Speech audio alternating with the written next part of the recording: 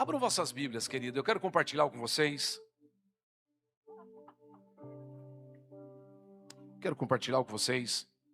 No livro de 2 Samuel, capítulo 6.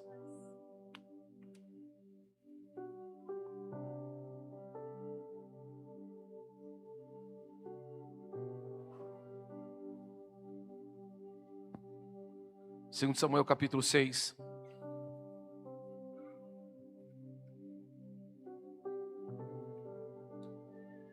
Essa é a terceira reunião que eu estou participando hoje.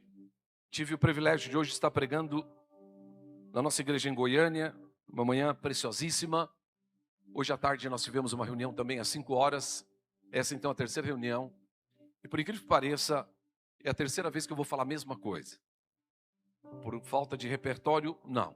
Por uma inquietação do coração de Deus e aquilo que Deus ministrou ao meu coração.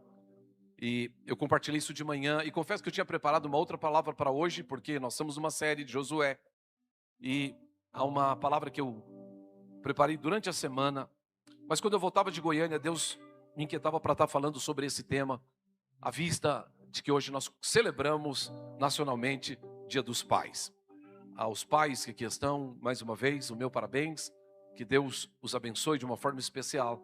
Vocês são preciosos, vocês são importantes no processo. Eu não sei se você sabe, mas é estatístico. Quando um jovem se converte, 15% da sua família se volta para Jesus. Quando uma mulher se converte, 45% da sua família se volta para Jesus. Quando um homem se converte, 85% das famílias se voltam para Jesus. O poder de influência de um homem é muito grande. Por isso, eu e você, nós temos responsabilidade sobre aquilo que carregamos. E a Deus nos deu esta responsabilidade e autoridade para que a exerçamos com a excelência que o tema merece. Por isso, hoje quero falar não só aos pais, mas a toda a igreja. E quero compartilhar algo que venho falando desde manhã e quero tornar a mencionar nessa noite. Vou ao versículo 11, 2 Samuel 6:11. Assim a arca do Senhor ficou na casa de Obed-edom, o geteu, durante 3 meses. Quantos meses, querido? 3 meses.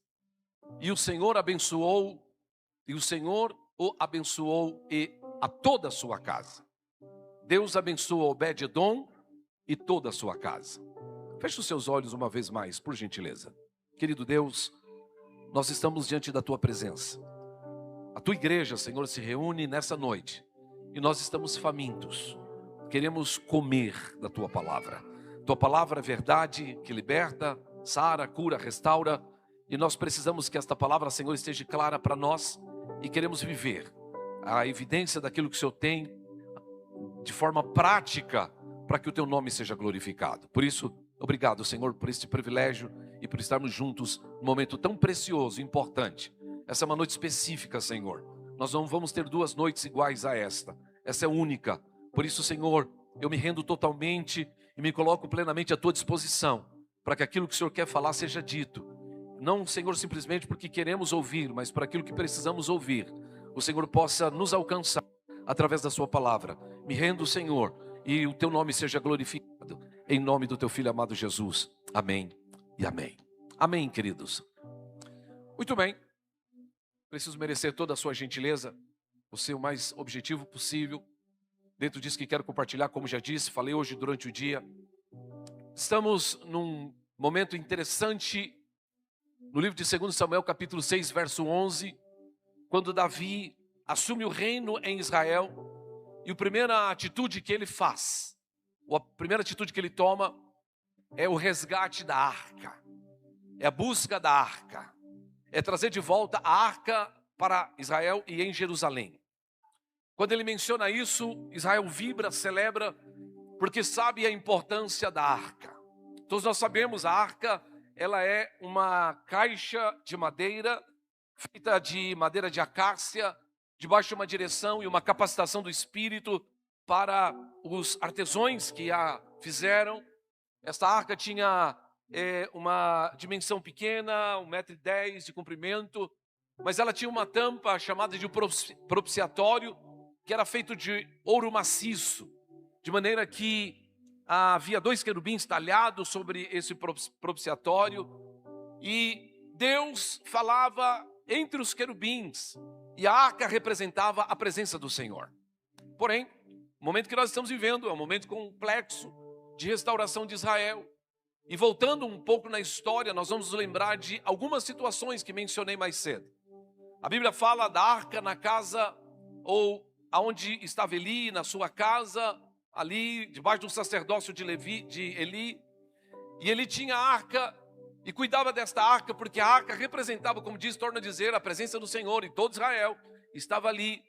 E num momento de batalha, Israel solicita a arca, porém, contudo, entretanto, diz a Bíblia que a manifestação do Senhor naqueles dias eram raras. Por que as manifestações eram raras? Porque o pecado se instalou na casa de Eli. Eli tinha filhos, Ofni e Finéias, que não prezaram de forma irreverente, começaram a irreverente pecar, e se distanciaram dos preceitos ou do conceito moral, ético daquele tempo. E então a presença de Deus já se tornou escassa. O texto é claro em dizer que as visões eram raras. Eu preciso dizer a você que o ambiente propício para a manifestação de Deus é um ambiente de alinhamento e de santidade. Diga comigo, santidade. A Bíblia diz que sem santidade ninguém verá o Senhor. O ambiente da manifestação de Deus é um ambiente onde a santidade é prezada, onde a reverência é postulada, onde a continência é óbvia, onde aqueles que vão receber sabem o que estão recebendo e se portam de forma adequada. Mas em Israel, naquele momento ali, naquele lugar, a arca não representava a manifestação de Deus, apesar de ser ela de forma ali simbólica, por conta do pecado exacerbado naquele lugar. Muito bem? Israel vai à batalha, os filisteus estão diante de Israel, eles solicitam a vinda da arca, porque a presença de Deus protegia Israel, mas a ausência de Deus se deu por causa do pecado. Israel vai ao embate, à batalha, e Israel é derrotado por causa da ausência da presença de Deus. Deus é um Deus que tem olhos e vê, tem ouvidos e ouve, tem boca e fala, tem mãos e se move. Ele é um Deus vivo. O meu Deus, o teu Deus, é um Deus que age de forma soberana. Mas Deus tem situações específicas para se mover. Porém, o pecado exacerbado faz com que a presença de Deus se vai. Quando a arca vai, eles levam a arca à batalha, Israel é derrotado, os filisteus tomam a arca, alguém vem trazer a notícia, porque Ofni e Finéias foi morto no processo, os filhos do sacerdote morrem ali naquele processo. Quando eles chegam com a notícia, a esposa de um deles, que estava grávida, abortou seu filho, o sacerdote cai na sua cadeira, bate com a cabeça para trás, e ele morre naquele lugar. E ouviu-se uma expressão nesse momento dizendo o Icabode. O que é o Icabode? A glória de Deus se foi. Meu amado, eu preciso dizer uma coisa a você, como servo de Deus. Se tem uma coisa pela qual nós precisamos prezar, esta é a presença de Deus. Não há nada mais precioso nessa terra, nesse lugar, do que a presença de Deus. O carro que você anda, a casa que você mora, o patrimônio que você constituiu, não equivale à importância da presença de Deus. A ausência de Deus te coloca à sorte ou diante da má sorte. Porque a ausência de Deus, ela traz maldições. E a Bíblia diz e atrai maldições lá no Deuteronômio. Se vocês me obedecerem, vocês vão ser benditos.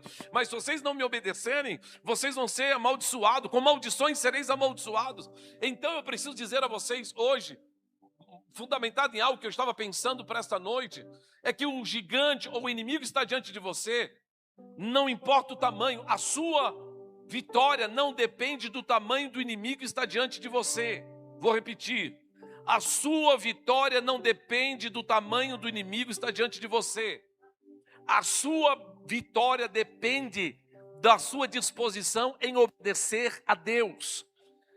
O inimigo pode ser pequeno ou grande do ponto de vista humano, mas ele não equivale à grandeza de Deus. Mas a sua vitória se consiste na sua condição e na sua capacidade de obedecer a Deus.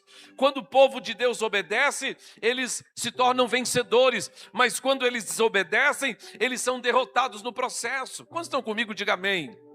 Então vou repetir para que fique claro para você. A sua vitória independe do tamanho do seu inimigo. A sua vitória depende da sua disposição de obedecer. Se você estiver disposto a obedecer o Senhor, certamente você vai ser mais que vencedor em Cristo Jesus diante dos desafios e das suas batalhas. Israel está diante de um inimigo gigante e ele é derrotado. Mas Israel se depara diante de um inimigo pequeno, em Ai, e também é derrotado. E nas duas situações eles estão debaixo de desobediência. A sua vitória depende do seu nível de obediência. Se você está disposto a se submeter e obedecer a Deus, então você é um forte candidato a uma vida vitoriosa, a uma vida de bênção, a uma vida de paz, a uma vida de alegria, a uma vida de conquista. Quantos entendem o que eu estou dizendo? Diga amém. Então diga comigo, a minha vitória depende do meu nível de obediência. Amém, amados? A arca agora é tomada. Vocês conhecem bem a história, facilita a exposição. A arca agora é tomada e os filisteus levam a arca.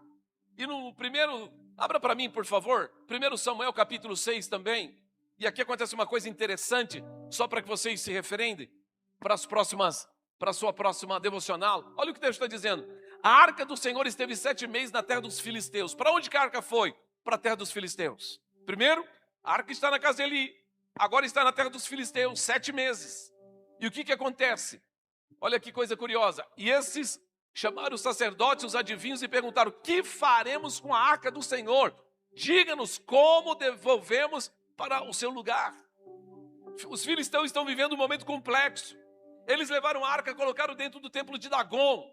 Dagon era uma figura mitológica da época ali cananeia. Era um dos deuses que os amorreus adoravam, que os filisteus adoravam. Ele era metade homem, metade peixe, porque era um deus e uma divindade a qual eles devotavam adoração, porque diziam que era o Deus da fertilidade, era o Deus da prosperidade. Então aqueles povos pagãos adoravam Dagon. Então eles levam a arca e colocam dentro do templo de Dagon. E quando eles chegam, querido, no outro dia, a estátua de Dagon, o poste ídolo de Dagon, está no chão. E não bastasse isso, por uma vez, pela segunda vez, o povo filisteu começaram a ser tomado por úlceras, por chagas, por doenças. A arca estava trazendo desconforto ao ponto de que aquele povo estava ficando doente e morrendo. Ela estava ali apenas 7 meses, o desconforto era generalizado. Eles estavam perturbados. Segundo alguns historiadores, eles dizem que as chagas que eles estavam inflamadas eram a hemorroida. Curioso, no contexto histórico. Imagine você, esse povo estava morrendo por conta disso. E então agora estão absolutamente desconfortáveis, humilhados. E eles agora pensam: o que nós vamos fazer com esta arca? Como fazer para devolver? Eles precisavam desfazer desse problema. A arca era um problema. A presença de Deus é um problema. Por quê, querido?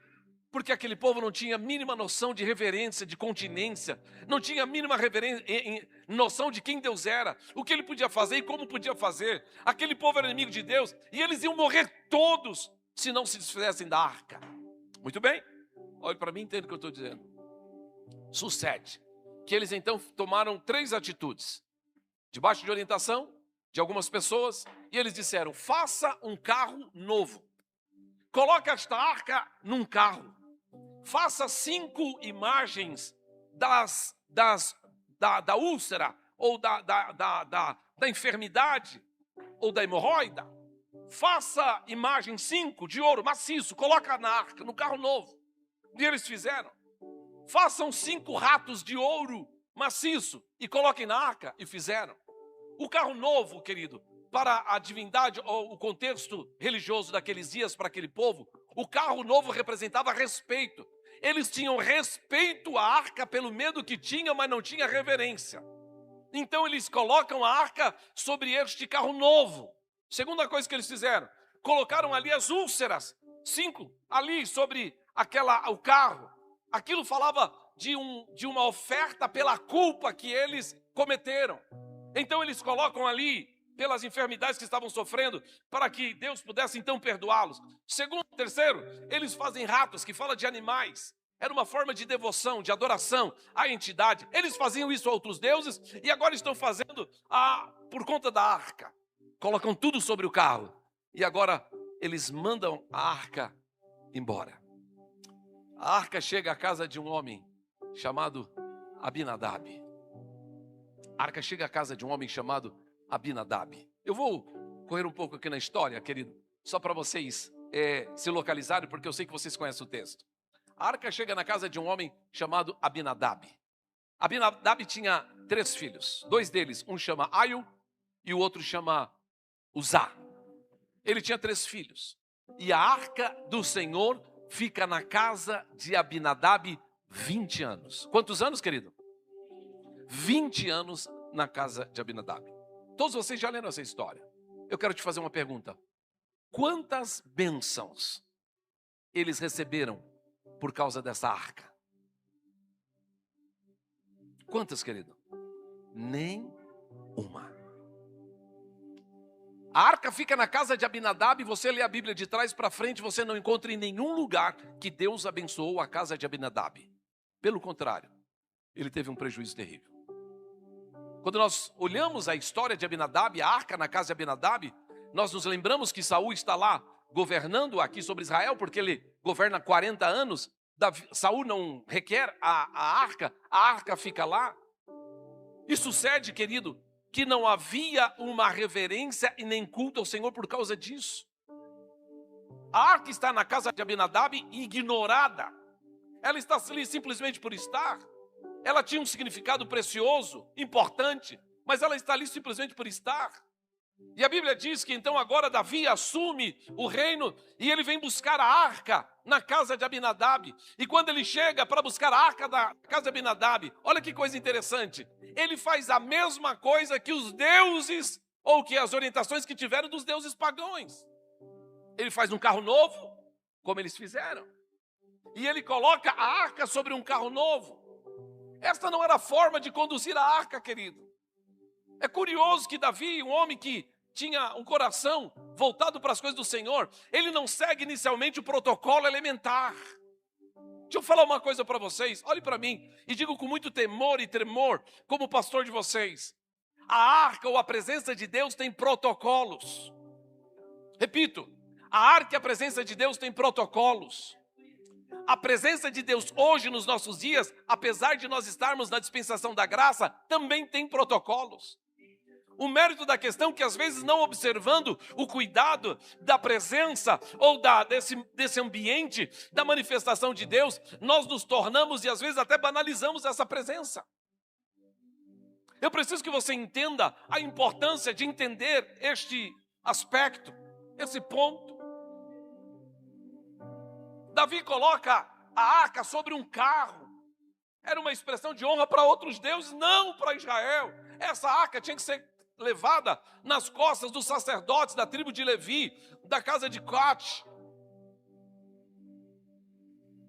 E quando eles caminham com a arca, a Bíblia diz que os bois dianteiros que os carregavam tropeçou e a arca caiu. E Uzá, quem? Uzá colocou a mão na arca. Deixa eu te fazer uma pergunta. Quem é Uzá? O filho de Abinadab. E o filho de Abinadab estava aonde estava a arca durante toda a sua vida. Ele se acostumou com a presença da arca. Queridos, aqui me gera uma preocupação muito grande.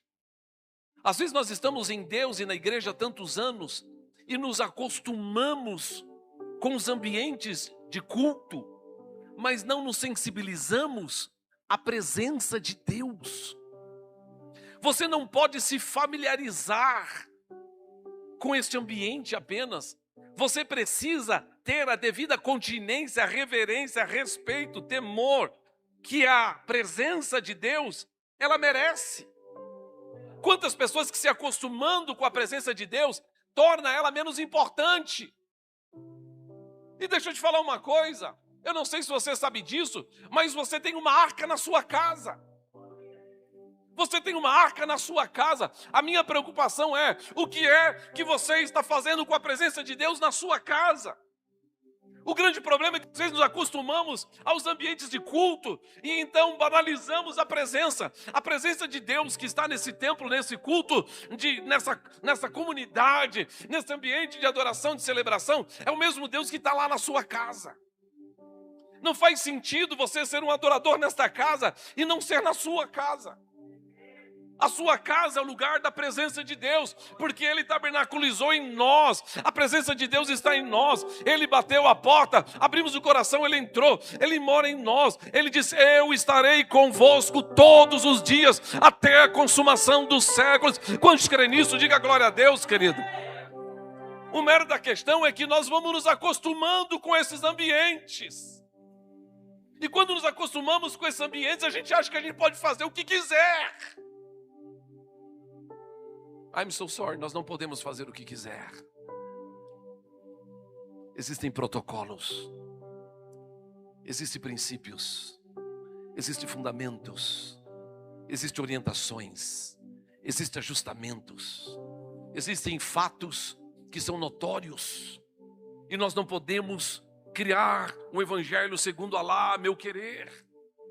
Eu não posso criar uma adoração a Alá segundo a minha própria vontade.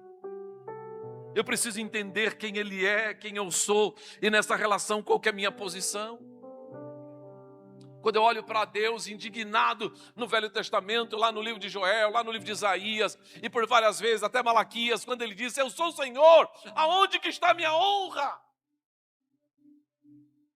Se eu sou o Senhor, se eu sou o Pai, aonde que está a minha honra? Vocês trazem para mim aqui animais defeituosos, mancos, cegos. Vai oferecer isso a alguém para ver se eles querem? Quando nós nos acostumamos, querido, com o ambiente do culto e familiarizamos com a celebração, perdemos às vezes a sensibilidade da relação, de ouvir a sua voz e de falar com Ele. E nos tornamos mecânicos no processo. Isso não é saudável. Isso não é pertinente. E Abinadab viveu esta relação, e agora Uzá põe a mão na arca e morre. Olha o prejuízo que isso trouxe. Acontece uma coisa interessante, querido. Capítulo 6, 2 Samuel 6, só vou mencionar 2 Samuel 6. Vamos ler o verso 1. Os primeiros, mais uma vez, Davi reuniu todos os escolhidos de Israel. Outra vez, Davi vai de novo. Sabe por quê? Ele tinha fome da presença de Deus. Você sabe onde vai começar o avivamento, querido? Você sabe onde Deus vai se mover nesses últimos dias? Aonde tiver mais fome. Se tiver fome nesse lugar, Ele vai se mover nesse lugar. Se a gente simplesmente não tiver fome, se a gente está aqui simplesmente para cumprir um compromisso por conta da aridez programacional, tá bem. Mas onde tiver mais fome, é aí que Ele vai se mover. Onde tiver mais inquietação, é aí que Ele vai se manifestar. Onde tiver mais busca, é aí que Ele vai derramar. Deus está descortinando diante dos nossos olhos, querido, aquilo que Ele quer e Ele tem para esses últimos dias. Deus está se derramando de forma abundante, Ele vai fazer coisas extraordinárias nesta última geração. Mas Ele vai começar onde tiver mais fome. E Davi tinha fome, eu quero a arca, eu quero a presença de Deus. Davi era um cara extraordinário. De todas as coisas que Deus fez no passado, a única que Ele restaura, Ele diz assim, eu vou restaurar o tabernáculo caído da casa de Davi. Davi conseguiu criar um ambiente pleno, onde o Senhor se manifestou com muita efusão, com muita liberdade. Eu vou restaurar esse tabernáculo. Sabe que tabernáculo é esse? É esse tabernáculo. O tabernáculo da casa. Porque não sei se você sabe, Davi levantou uma tenda e colocou atrás da sua casa. E Davi colocou turnos de música 24 horas. E essas pessoas adoravam dia e noite, sem parar, todos os dias, de noite, sem parar. A coisa era uma fonte assim, sem centrífuga que movia essa energia do céu, essa coisa celestial, esse ambiente da autoridade de Deus, de maneira que Davi não foi derrotado em nenhuma das batalhas. O mérito da questão não é o tamanho do seu inimigo, o mérito da questão é o quanto você está disposto a obedecer. Essa é a questão, querido. Quantos entendem o que eu estou dizendo? Diga glória a Deus. Então agora, ele quer, e ele então menciona, leva 30 mil homens. Olha que coisa interessante. Vamos lá, verso posterior. E Davi levantou, e com todo o povo que tinha consigo, partiu para Balá de Judá, para lá, trazer a arca de Deus, diante da qual se invocava o nome do Senhor, o Senhor dos exércitos, que se assenta acima dos querubins. Verso posterior. Puseram a arca numa carroça, aí foi o processo. Não, vai lá para o verso 11. Vai para o verso 11. Volta no verso 11. Assim a arca do Senhor ficou na casa de Obed-edom, o geteu. Depois dessa situação. Quanto tempo, querido? 3 meses. Quanto tempo? A arca está na casa de Obed-edom 3 meses. Sabe o que aconteceu, querido? Culto todo dia. Invocação e adoração ao Senhor? Todo dia. Incenso queimado? Todo dia. Ele chegava lá pela noite, pegava a sua senhora, abria o hino da harpa e começava. O de cruz se erigiu, nela um dia fugir, como emblema de vergonha e dor. Mas contemplo esta cruz, porque nela Jesus deu a vida por mim, pecador. Você pode cantar comigo? Sim, eu amo a mensagem. Canta, meu filho, vamos embora cantar. É morrer, eu a vou proclamar. Levarei eu também minha cruz, até por uma coroa trocar. Aleluia. Tinha culto na casa de Obed-edom todos os dias. Ele sabia o que era reverência ao Senhor. Ele adorava o Senhor. Ele bendizia o Senhor. Ele chamava por Ele. Deus, o Senhor está na minha casa.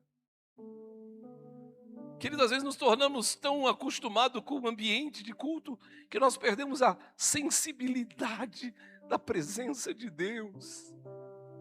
E nos tornamos tão desnecessário no processo, querido, e a gente acha que o céu está vivendo em função por nossa conta. Na nossa idiosincrasia bestunda, nos comportamos de forma tola. Mas a casa de Obed-edom não. Ele adorava o Senhor. Ele tinha reverência à arca. Ele sabia o que aquela arca representava. Ele sabia o que aquilo significava. Na minha casa. Eu estava mencionando hoje à tarde. Um dia eu estava com os meus filhos aqui na casa do pastor Oswaldo e nós íamos para o culto. E o Cláudio Júnior estava conosco, eu não me lembro o ambiente, mas eu me lembro da fala. E o Cláudio Júnior disse: onde que nós vamos, pai? Nós vamos para a igreja. Para a igreja de novo? Todo dia igreja, pai. E ele perguntou para o avô dele: quem que vai pregar? Seu pai. Deus me livre, o meu pai prega, ele não para de pregar. Deus me livre. Todo dia culto. Todo dia culto. Todo dia culto. O mérito não está no culto, o mérito está na reverência, no entendimento que nós precisamos dele, não é ele que precisa de nós. É que nós temos necessidade e fome, nós precisamos alimentar dele, ele precisa falar com a gente. Eu preciso ouvir a voz dele. Culto, adoração, nas madrugadas, no dia, no trabalho, no desafio. A sua vitória, querido, independe do tamanho do seu inimigo. A sua vitória depende da disposição que você tem em obedecê-lo.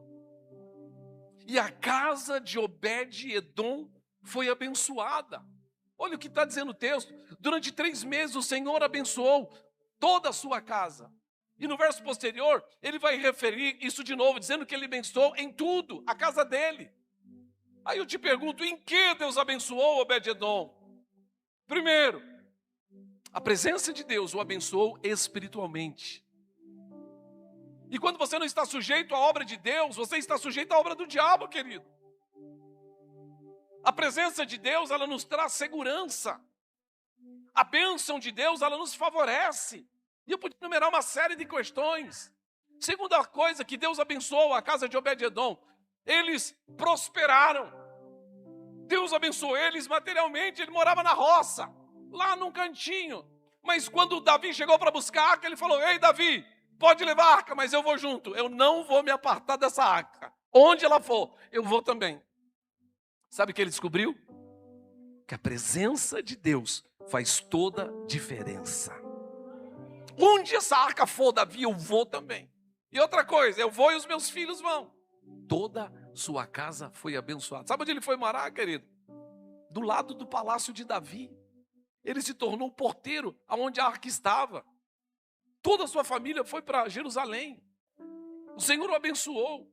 Outra coisa, o Senhor o abençoou com testemunho. Eu falei isso hoje à tarde. Faz 5.000 anos que isso aconteceu e hoje nós estamos contando a história de um homem lá atrás que se dobrou diante da arca e que respeitou os ambientes de Deus e que foi reverente à presença de Deus.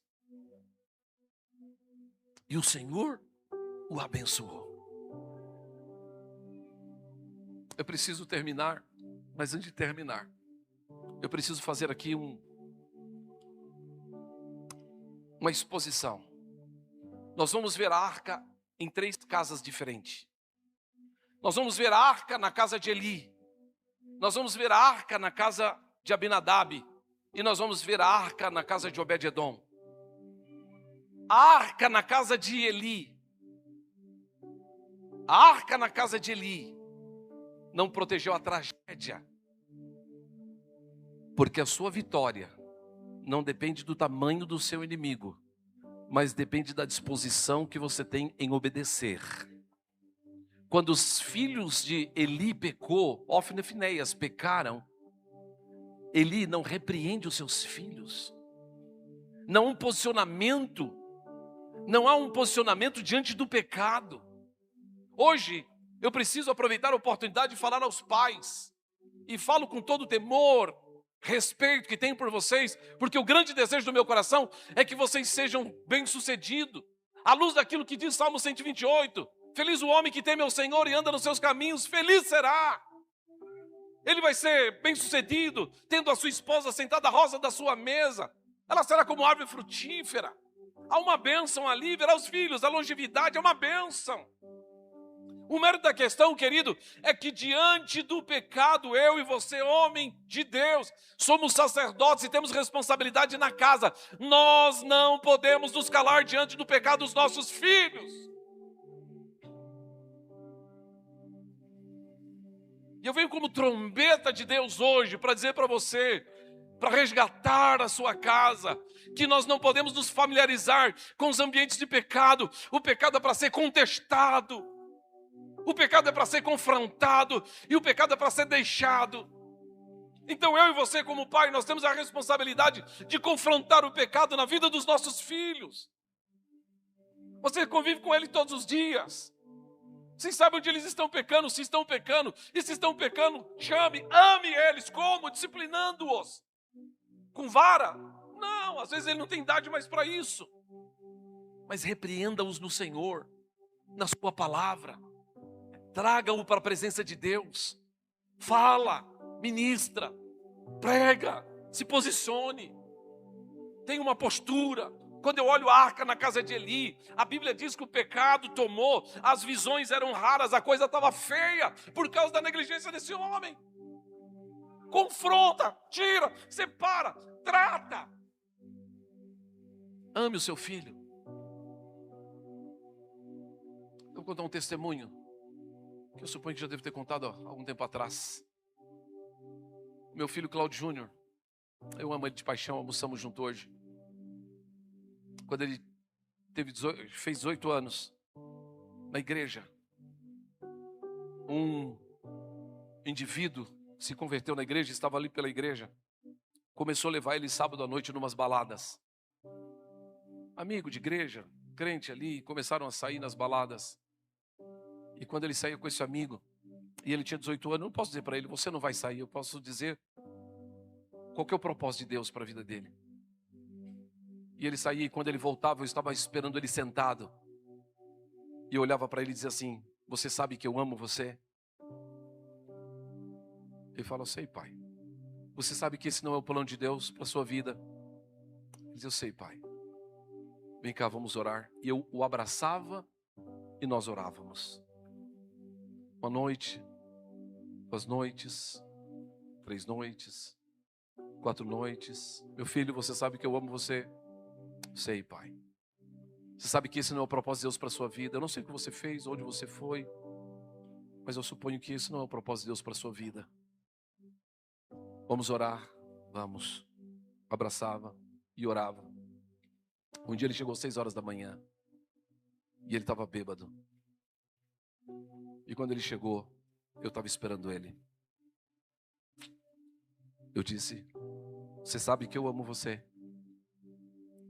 Você sabe que esse não é o plano de Deus para a sua vida. Vamos orar. Pai, obrigado, Senhor, pela vida do meu filho.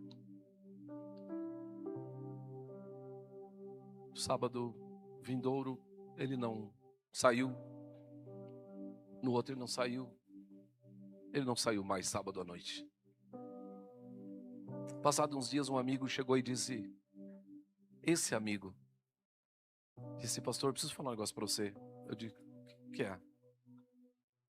Me perdoe, eu levei o Claudinho para esses lugares. Mas tem um negócio que eu preciso dizer para o senhor. Todas as vezes que ele chegava lá, ele dizia, eu tenho que ir embora. O amor do meu pai me constrange. Eu tenho que ir embora. Pai, ame o seu filho. Mesmo se ele se posicionar de forma equivocada, diga que você não concorda. Confronte ele, mas ame o seu filho. Deus nos deu filhos para serem amados, mesmo que eles cometam erros. Tragam ele para o seu ambiente, óbvio, não vai para o ambiente dele, mas traga ele para o seu ambiente, o abrace, ore por ele, abençoe a vida dele. Você é o sacerdote, a autoridade de Deus está sobre a sua vida. Você tem a capacidade, a bênção de Deus para direcionar o destino do seu filho. Ame ele. Não despreze, não o esqueça, não larga para lá. Ame ele. Esses dias eu ouvi um testemunho, não sei se foi o Hannah que contou, de um rapaz, filho de um irmão, que se tornou homossexual. E esse se tornou um travesti. E ele fazia programas na noite. E o pai dele, cristão, ia todos os dias no ponto do prostíbulo. É isso, Hannah, foi você que me contou, não foi? O pai ia no ponto de prostíbulo buscar o filho. E o pai falava, pai, para quê? Vai embora. Não, meu filho, eu vim te buscar. Eu preciso levar você para casa. O pai morreu, sem ver a conversão do filho. Mas após a morte do pai, o filho se entrega a Jesus. Por causa de uma palavra, por causa de uma atitude. Não negligencie o sacerdócio paterno que você tem sobre os seus filhos. Deixa eu falar uma coisa, receba isso em nome de Jesus. Dá destino para os seus filhos. Dá destino para os seus filhos. Dá destino para os seus filhos. Dá destino para os seus filhos. Não espere o destino ou ele buscar um destino qualquer. Dá destino. Como? Vivendo esse destino. Ensinando a ter temor do Senhor. Ensinando a viver essas verdades em Deus. Quantos estão comigo? Diga amém, queridos.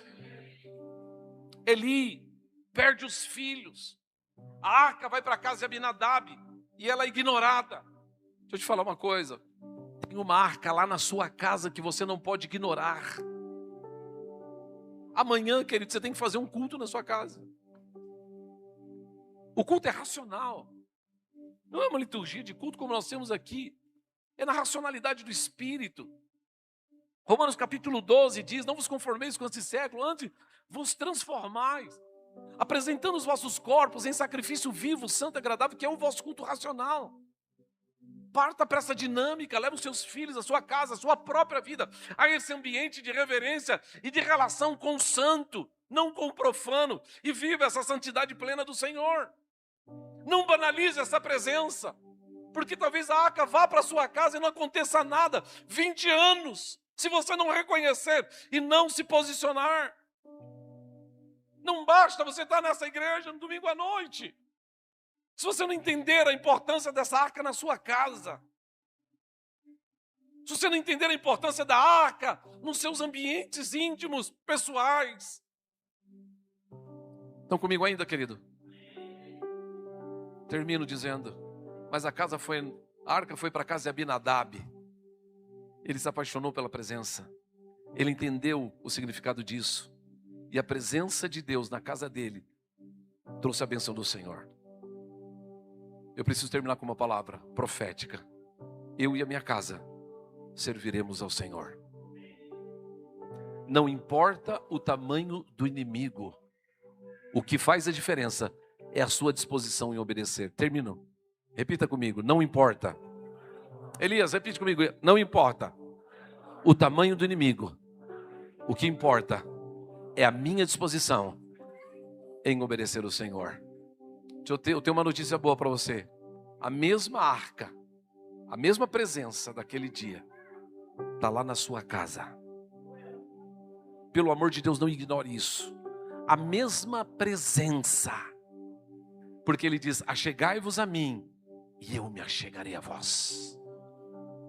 Então, querido, se posicione, se dobre, reconheça quem Ele é, e deixe essa graça, essa unção, essa presença, esse espírito curador, restaurador, de aliança, de ambientes, de trazer a harmonia da casa, de trazer a cura da casa, de trazer a saúde do lar. Perceba essa presença, valorize isso, e a Ele seja toda a honra, todo o louvor e toda a glória para todo sempre. Amém, amados. Fica de pé no seu lugar. O nome de Jesus é poderoso. O nome de Jesus é sobre todos. Nome mais doce, nome mais lindo, nome sublime, é o nome de Jesus. O nome de Jesus levanta os mortos. Ele restaura vidas, Ele cura o enfermo. Ele restaura ambientes, relacionamentos. Mas Ele quer restaurar a relação contigo. Mais santo, nome mais puro, nome bendito, é o nome de Jesus. Glória a Deus. Você está perto do seu pai aí, ou alguém que está pai, a esposa está perto do marido que é pai. Se aproxime, você vai orar pelo pai agora. Se aproxime perto de um pai aí. Se aproxime perto de um pai. Se aproxime perto de um pai. Luciana, se aproxima perto do seu marido, que é o pai e o sacerdote da sua casa. Letícia, se aproxima do seu marido, que é pai na sua casa. Tem algum pai solo aí? Tem um pai solo ali. Tem 2 pais solo aqui. Tem algum filho? Aqui tem 3 pais solo aqui. Deixa eu ver. Solo que eu digo que as esposas estão espalhadas por aí. Ore por eles. Ore por eles.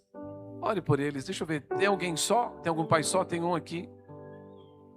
Deixa eu ver. Nome de Jesus é poderoso. O nome aqui. de Jesus Olha aparecer, Senhor, aqui. é sobre gritou. Só tá faltando um aqui. Nome mais doce. Vocês duas, olhem por aquele pai ali, ó. Esse jovem aqui é pai. Olhe por ele. É o nome de Jesus. Coloque a mão sobre este pai, ou este homem que representa paternidade. Coloque a mão sobre ele. Esposa, coloque a mão sobre ele. Eu quero que você ore comigo. Libere uma palavra sobre a vida dele. Diga assim: Senhor Jesus, no teu nome, nós rogamos sobre a vida deste homem. Ele representa o sacerdócio da sua casa. E eu te peço, Senhor, que a tua bênção seja sobre a vida dele. Derrama sobre ele autoridade espiritual para as demandas espirituais da sua casa. Guarda-o, Senhor. Abençoa-o, Senhor. Que a tua presença nunca falte na vida dele e na sua casa. E que ele possa desfrutar da tua bênção, da tua graça com abundância. E no nome de Jesus, ele possa ter a vitória de ter toda a sua casa na tua presença. Por isso eu oro por ele agora. Derrama sobre ele o óleo fresco da tua presença e dê a ele, Senhor, a força de um boi selvagem, em nome de Jesus, para que em Cristo Jesus ele seja testemunha viva do teu poder, da tua presença nesta geração. Eu oro por ele agora, em nome do Pai, do Filho e do Espírito Santo de Deus. Amém. Dá um abraço abençoador nesse pai aí, querido. Dá um beijão na bochecha dele. Diga feliz Dia dos Pais. Nome mais puro, nome bendito, é o nome de Jesus. Uma última vez cantamos. O nome de Jesus é poderoso. O nome de Jesus é sobre todos. Nome mais doce, nome mais lindo, nome sublime é o nome de Jesus. Queridos, que Deus abençoe vocês. Terça-feira eu estou começando uma escola de maturidade. Venha participar de uma escola de maturidade. Faça a matrícula, não custa nada. É uma noite de ensino doutrinário. Venha participar conosco terça-feira às 7h30. Terça-feira, escola de maturidade. Espero todos vocês, tá bom? Para uma primeira aula de doutrina. Deus abençoe. Uma semana abençoada. Que o amor de Deus, a graça do nosso Senhor Jesus Cristo e as divinas consolações do seu Santo Espírito seja conosco agora e sempre. Deus abençoe.